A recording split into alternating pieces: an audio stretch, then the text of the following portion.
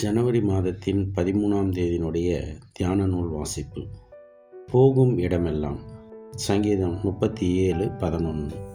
சாந்த குணமுள்ளவர்கள் பூமியை சுதந்தரித்து மிகுந்த சமாதானத்தினால் மனமகிழ்ச்சியாய் இருப்பார்கள்.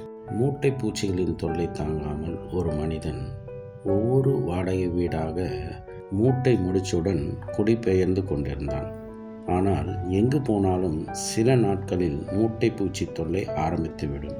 எனவே வாடகை வீடுகள் எல்லாமே மூட்டை பூச்சிகளினால் நிறைந்திருக்கிறதே என்று அவன் சலித்து கொண்டான். ஆனால் அவன் செல்லும் இடமெல்லாம் தன்னுடன் எடுத்துச் செல்லும் மூட்டை முடிச்சுகளில் மறைந்திருக்கும் மூட்டை பூச்சிகளால் தான் பிரச்சனை வருகிறது என்பதை அறியாதிருந்தான். சிலருக்கு எந்த நபர்களோடு தொடர்பு கொண்டாலும் சில நாட்களுக்குள் ஏதாவது கசப்பு ஏற்பட்டுவிடும்.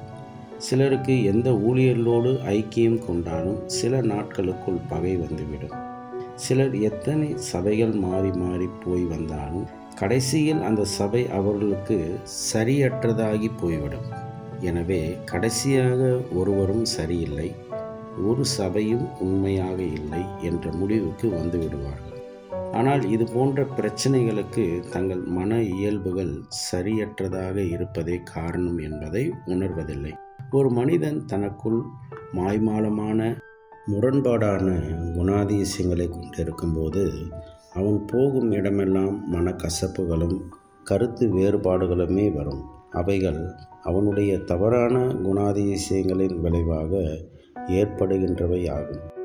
நாம் தவறான சுவாபங்களை நமக்குள் வைத்துக்கொண்டு நல்ல சுவாபக்காரரிடம் சென்றாலும் அங்கே நல்லதை காண முடியாது.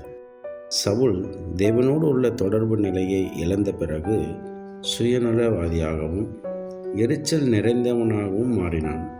அதன் பின்னர் அவன் செல்லுமிடமெங்கும் எல்லாம் அவனுக்கு எதிராக இயங்குவது போலவே இருந்தது.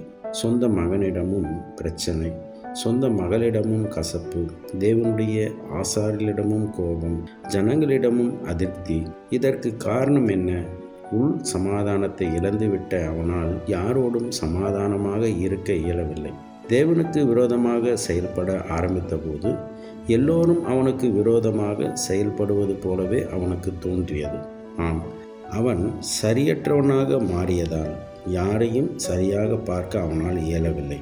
சிந்தனைக்கு, மனிதனுக்கு இன்னொருவரால் வரும் தீங்குகளை விட தன்னால் தனக்கு நேரிடும் தீங்குகள்தான் அதிகம்.